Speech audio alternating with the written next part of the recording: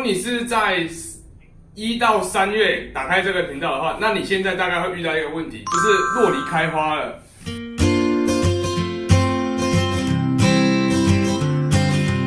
嗨，大家好，这里是红龙兄的频道。如果你是第一次来到我的频道，我的频道就是介绍一些我种植的植物啊，我会尽我所能的去做好研究，然后分享给各位。这一次我要介绍的是酪梨的花，我还会告诉大家，如果你是自己想要种植酪梨，最适合种哪几种品种。所以影片一定要记得看到最后哦。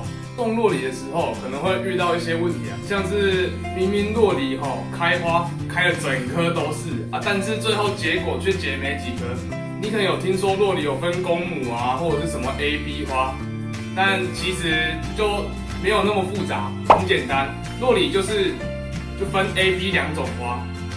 A 型花就是早上开雌花下午开雄蕊才开始授粉。因为酪梨的花，就假如这是酪梨的雌蕊，然后底部就是脂肪，这是柱头，然后旁边原本开雄蕊是长这个样子的，第一次开花是长这样子。因为酪梨的花会开2次，它同一朵花会开2次，它会打开，它再合起来，然后到一定的时间之后再把它打开，最后再把它合起来，才会授粉成功它会有雌蕊先成熟的特性。B 型花的雄蕊的花粉去跑到雌蕊上面，这样子 A 型花的雌蕊熟了，然后到了下午雄蕊打开，这个时候它的雄蕊就会包在雌蕊旁边，你的雌蕊看起来就不会那么明显。这个时候就是开雄花的时候。然后有一些人种植单一颗酪梨，它还是可以长得不少颗，那个时候就是有重叠，所以这个时候就是重叠期，就是雄花跟雌花，有些雌花快要收起来了雄花正好打开，这个时候就是可以正常的交换授粉，但是你的结果率可能不一定会像是有 A、B 花2种混种的那么高，所以如果要追求产量，还是种 A 型花加 B 型花一起种，这样子才可以达到最高的产量。我看网络上说有3到4倍的产量。好，你现在看到的是我画的简易的图表，上面是 A 型，下面是 B 型嘛，所以 A 型的话状态就是先开雌蕊，然后之后再换雄蕊，之后中间那个画斜线的是晚上，到了隔天再雌蕊打开。好，那我们就去田里看一下现在正在盛开的酪梨花。好，我们现在来到田里，我们来看一下这一颗酪梨。你仔细看它的花，这一颗因为它是单独种植，这是以前从上面那边移下来的品种，所以这一颗已经不确定是什么品种了，只有它最后果实长出来才知道。我们来看一下它的花，现在它花的样子是雌蕊被包在里面的样子，所以这一颗有可能是 B 型。我们看一下其他的品种，其他长得比较多的只有中间这些。你看一下中间这种品种因为现在大概是2点多，它花是长这个样子，它已经有一些已经在闭起来了，有没有？它已经开始在闭起来了。可能到下午4点5点那边才会再完全打开，它已经开始闭起来了，所以这个是 A 型花。我在猜这个应该是红心圆，这一颗种的有可能是红心圆。然后我们去看一下晚生的秋可，晚生种。你看晚生种的花现在就还没有那么多，它才花苞刚长出来而已。这些就是秋可，它是晚生种的，就是它产果的季节就是比较靠近秋天那边了，其他都在夏天大产的时候会比较多。这个就是晚生种的秋可。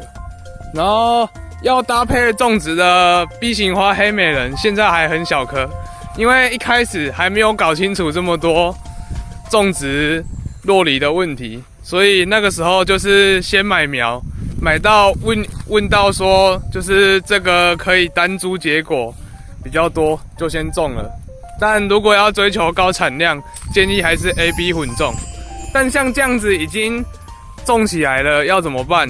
你就可以像这样子，就是去种你要的 B 型花，然后在单一植株旁边这种侧枝，再把它做嫁接，就是单一株有 A 型花跟 B 型花同时在同一颗酪梨上面，这样就可以帮助它产量比较高。各位看一下，前面这一颗是种植约5年的酪梨，这一颗种了5年啊，它去年才比较大产，它大概长了50几颗。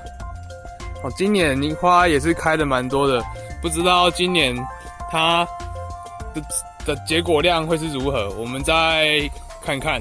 酪梨很会落果，之后如果有机会，我再拍一些教学，就是试试看如何防止落果。这个原理大概就那些，但实作上面我还需要再更多的尝试。我们之后再陆续做成影片分享给各位。你看它的那个花有看到吗？这一朵这样子，你看有看到中间吗？中间就是雌蕊。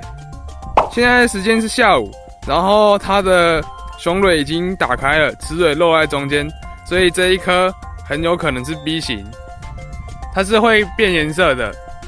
但因为这一颗是当初直接买苗来种的，也没有挂什么牌子，所以这一颗的品种也只有长出来才可以稍微确认。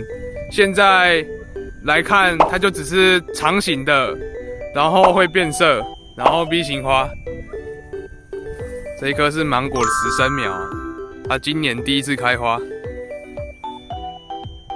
我们前面讲说要告诉大家有哪几种好种的品种，我这次就来一一举例。要种的话，就种这几种就好了。这几种就是产量很高。如果你是要追求好吃的，再去玩别的品种，追求产量的，我建议就种这几种最稳定。第一种我会选择黑美人，就是 A 型花的黑美人，这个是早生种。酪梨有分早生、中生和晚生，它的产果时间是不一样的。早生种我会种黑美人，然后中生种我会种红心圆，就是清境2号红心圆。晚生种我会种秋可，然后搭配的 B 型花，早生种我会种嘉陵1号，中生种我会种黑金晚生，晚生种我会种厚耳，也可以搭配 A 型花的立德酪梨来做搭配。影响酪梨开花的原因，有可能会是温度还有水汽。温度的话，就是晚上夜间低温，夜间低温的话，就会造成酪梨开花的那个节奏被打乱，所以就有可能同一株同时开 A 或 B， 它们的时间会比较错乱。如果你酪梨长的时候是又潮湿又热的话，它那个开花的时间顺序也会被打乱，就有可能造成单株可以正常结果。但是这样子的话，有可能授粉不均，最后的落果量也会比较多。今天的影片我们有看到了 A 型花的酪梨花，还有 B 型花的酪梨花，然后刚刚也教大家要怎么分辨 A 型和 B 型的。我有嫁接一颗哈斯酪梨，有嫁接成功。我们下次再可以出一些酪梨嫁接还是什么有的没有的影片。最重要的是这些花之后会结果，要怎么让掉果率不要那么高，这是很重要的一个课题啊。那我们这次酪梨花的介绍就先到这里，喜欢我的影片记得按下订阅啊。那我是红龙兄，我们下次再见。